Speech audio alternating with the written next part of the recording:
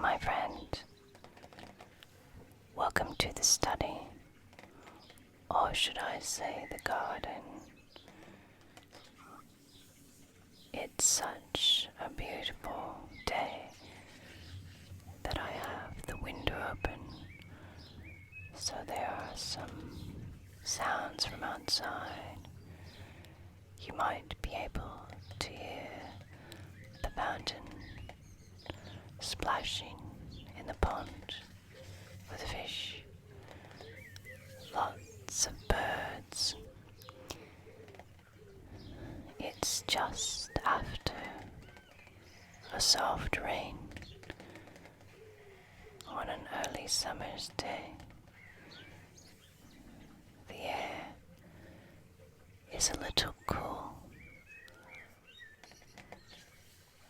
and the rain has made everything lush and beautiful, and the sounds are relaxing. So while we're in the study overlooking the garden, we'll do some more time expressions in Latin. Do you remember we did some before? These are our notes. A pink ante post, hairy hodie prima. We also had the times of day. Solis ortu, solis occasu. And the months, as well as practicing some expressions and prepositions of time that went with either accusative or ablative. Intra plus accusative, per plus accusative, de plus ablative, ad plus accusative, post plus accusative.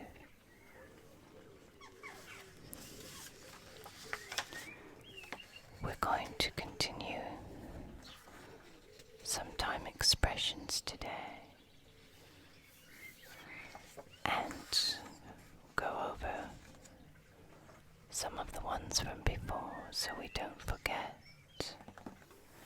So we'll have some paper and pen sounds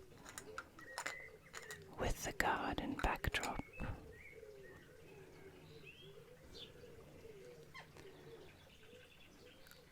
Let's start by revising our prepositions.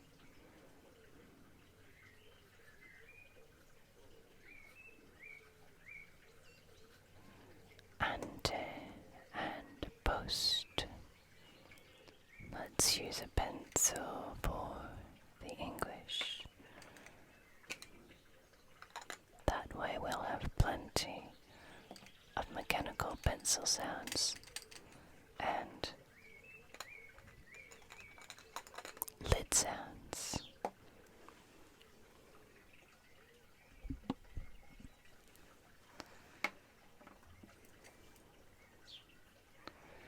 Ante or post plus accusative. Before, after. My handwriting's a bit sloppy today.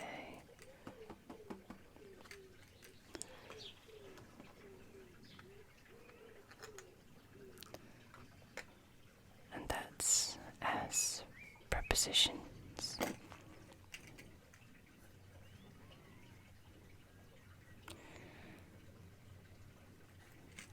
And as you know, prepositions will take objects before noon, after the messenger came.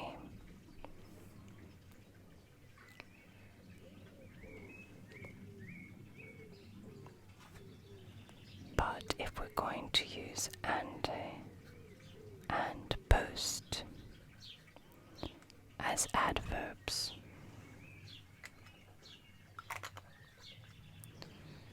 We use them with the ablative, and they mean previously,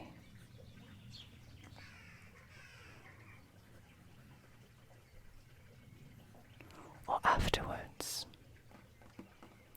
This paper is so beautifully smooth that you can barely hear the pencil on it. In fact, I'm not sure if you can even hear my finger on it. It's very, very soft and smooth. It's a pleasure to write on this rodeo paper. Let's try an example sentence.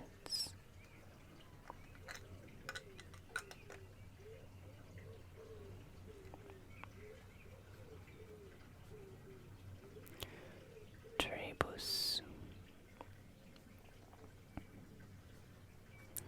ante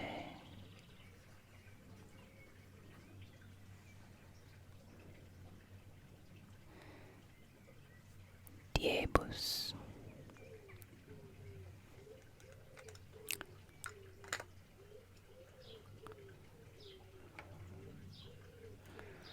meaning literally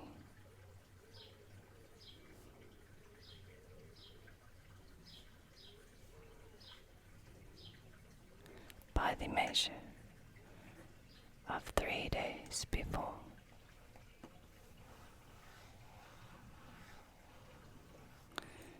So what we have here is a measure of difference. And we can translate that as simply 3 days before. Tribus ante diebus.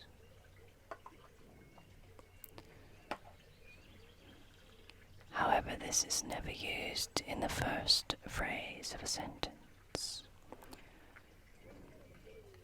So it will usually come after the subject.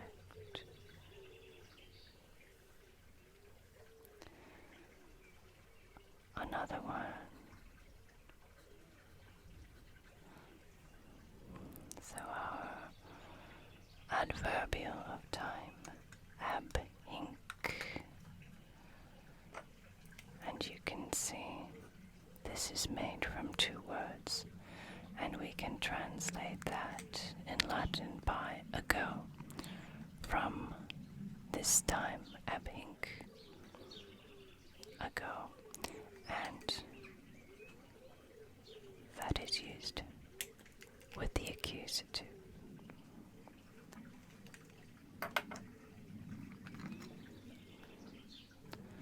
For example,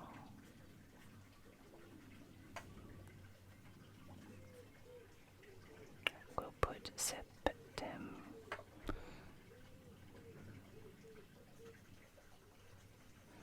There we go, from Tacitus, abhink septem menses, 7 months ago.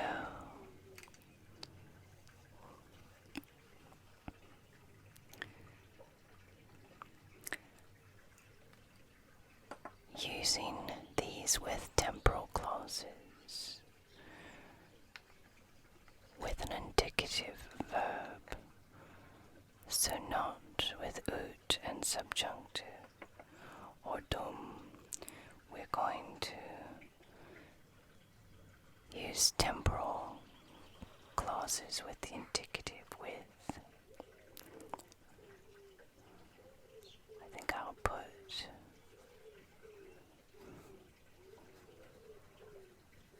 a subheading here. So we're going to use them with ubi, which is when, and postquam,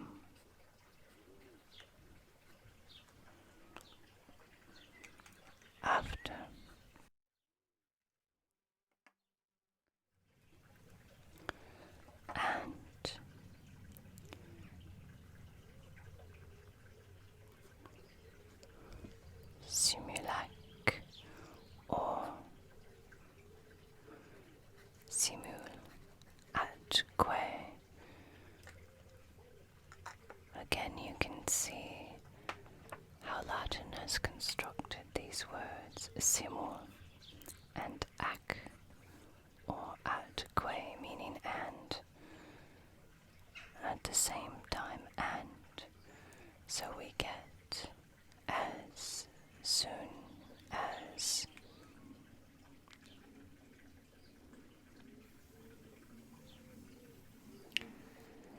These three, when, after, and as soon as, can be used as perfect indicative.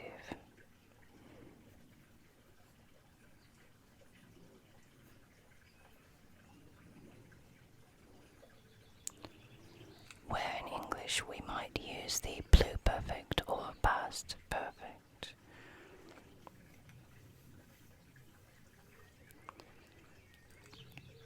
Meaning after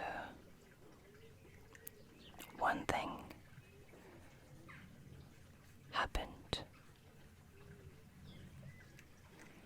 the next thing happened.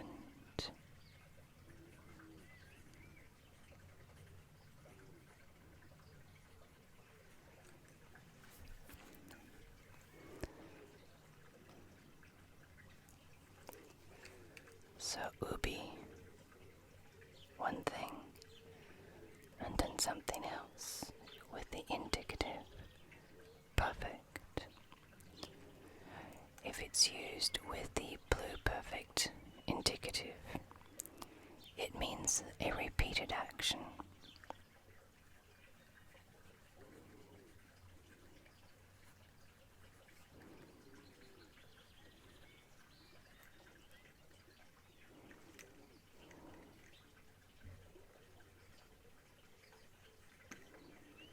So you see how these tenses in Latin can change the meaning.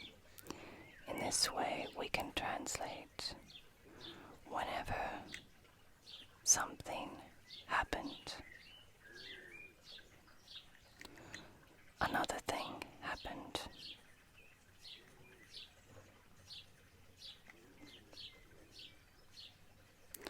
That would be very unnatural in the pluperfect in English.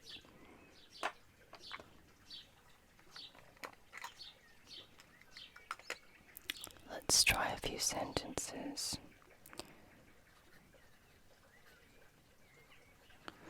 Quotiens, hike, cohors,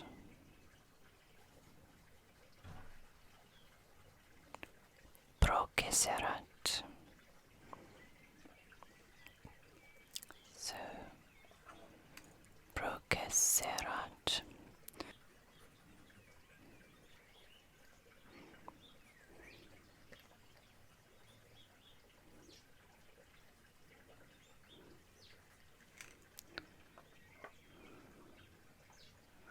Whenever this cohort advanced,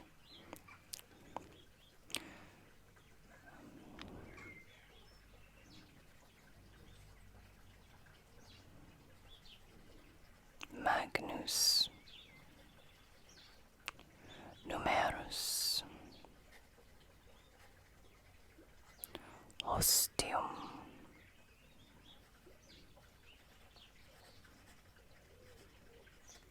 occidebatur,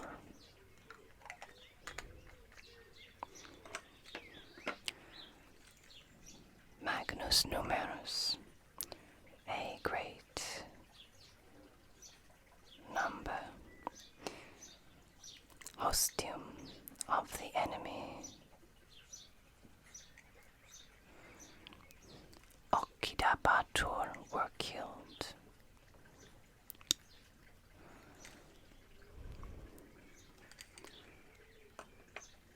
So here we have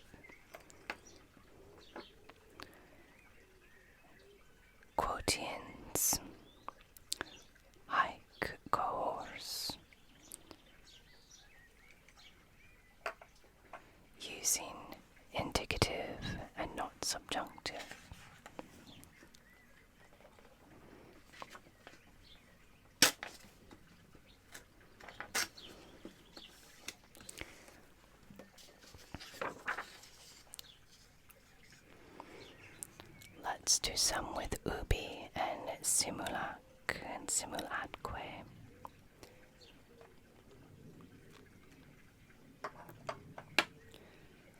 We use whatever verb tense makes sense in the sentence unless ubi postquam or simulac is referring to the past and introducing a clause that describes one action preceding another in the past. Then we use the perfect tense, as you've just seen. We can also use the hidden future, meaning at a time when one thing has happened. So, talking about something that will have happened in the future using future perfect in English. At a time. We'll write that down.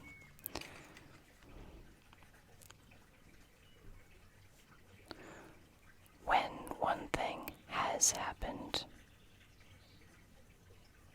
So it hasn't happened yet, but by the time it will have happened. Then future why will happen. How do we express this?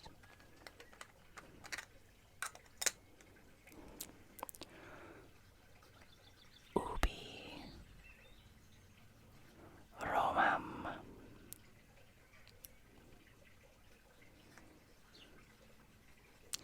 ad Venero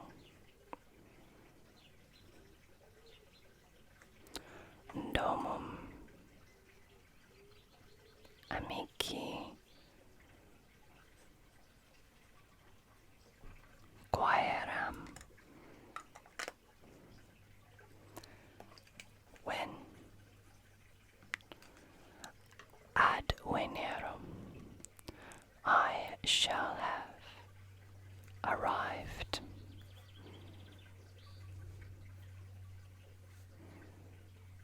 This is a tense that Latin languages or Romance languages still use, but English does not.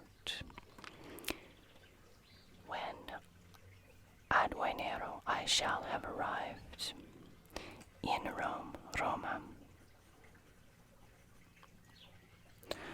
Domum amici quaeram. Future indicative, I shall look for my friend's house. Domum. So in English, we will translate this as when I arrive in Rome, or when I have arrived in Rome, I will look for my friend's house. But not until then. So we have what is called a hidden future. The meaning is referring to something that's going to happen in the future. We also can use dum in these, meaning similar to quotients, except instead of a repeated action, it is something happening during something else. Dum plus indicative.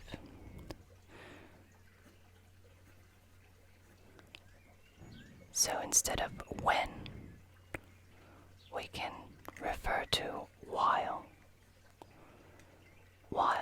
something was happening.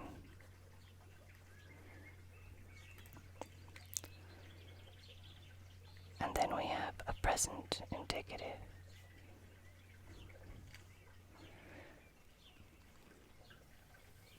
Something else occurred.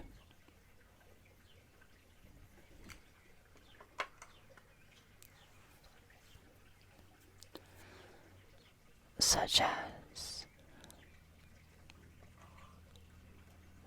senator was speaking, I sleep,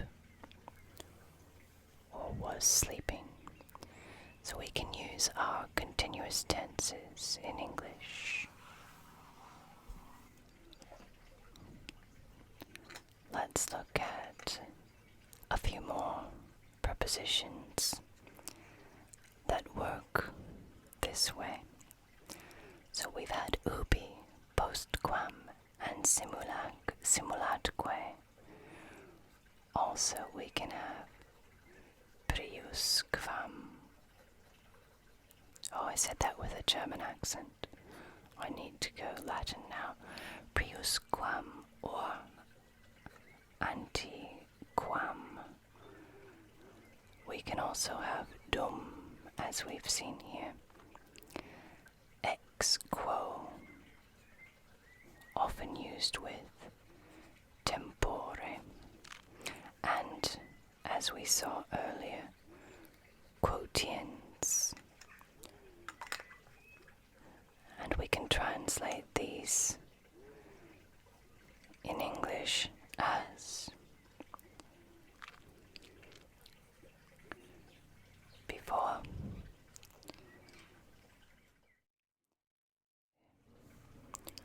Also, we've got dum, which of course is while or until. We have ex quo tempore, from the time when, from such a point in time, and quotients, as we saw earlier, as often as or whenever one thing occurred, another thing occurred. Let's see how the tenses work in the sequence.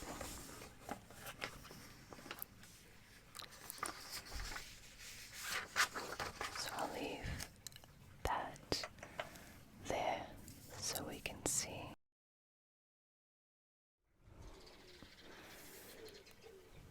So, oh, look at that, I've written in English, so we'll try to continue writing the Latin with ink and the English with pencil. Tenses and sequence of tenses for temporal clauses, or these temporal time expressions with adverbials and prepositions. If we're referring to the past and just describing one thing preceding another thing, or one action preceding another action, we use perfect indicative. And as you can hear outside, the birds agree with us. So we have X happened, then Y happened.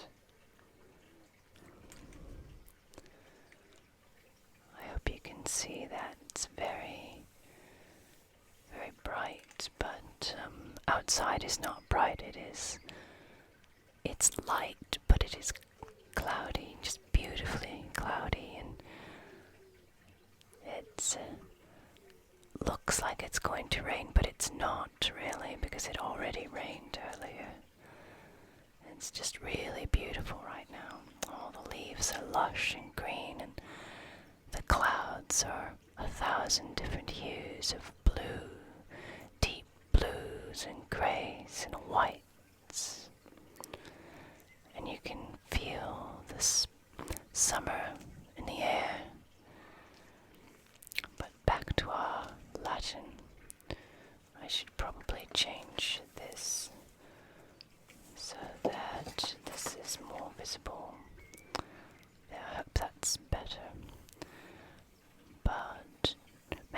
Just listen to the sounds of everything. So going back to our ubi, postquam, and simulac and simulatque, we can use our perfect indicative. What if we use the pluperfect? This is an action that is described as having occurred repeatedly in the past.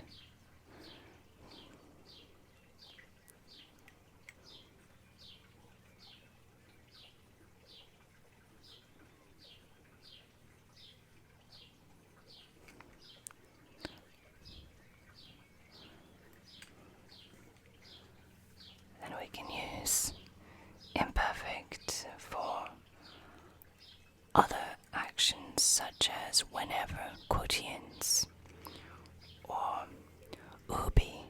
But if we use a pluperfect, we're talking about something happening repeatedly, but in the past. So for example, when we have our quotients, as often as or whenever, we have quotients aik kohos proceserat, which is our pluperfect, and magnus numerus ostium occudebatur. And similarly, we can redo our arriving in Rome sentence for a pluperfect and imperfect construction. Ubi Romam adveni.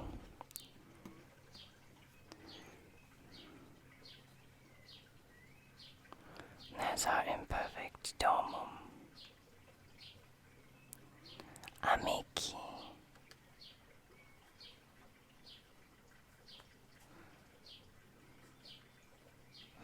Quaerebam.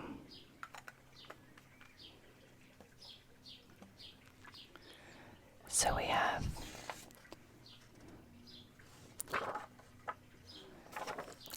our pluperfect and imperfect, and we have imperfect.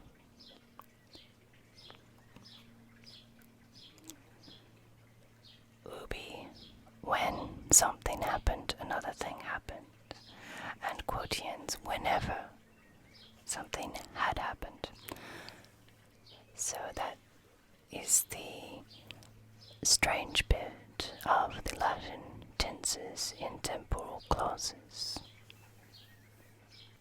Let's look at a few more examples of present indicative. Let's use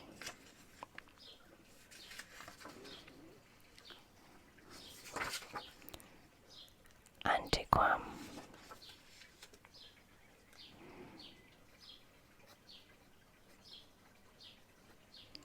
antiquam,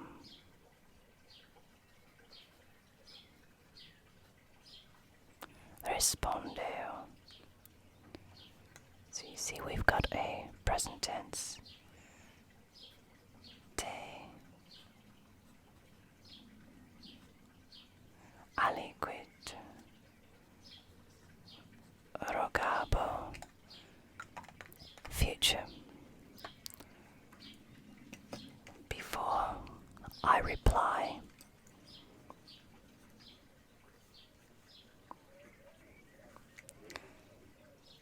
I shall ask rogabo.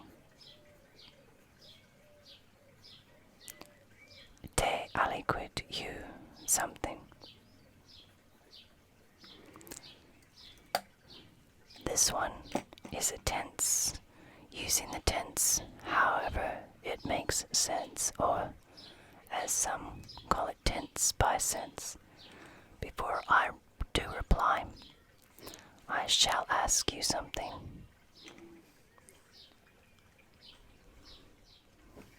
So there we have a few more ways in which we can use prepositions and adverbials of time in Latin with various verb tenses. And we've been accompanied by the birds and the fish in the pond and the fountain and a very, very light, beautiful summer rain that gives life to the countryside. I hope that this has relaxed you, my friend, and given you life and energy and calm and peace. Be good to yourself, be kind to others, and as always,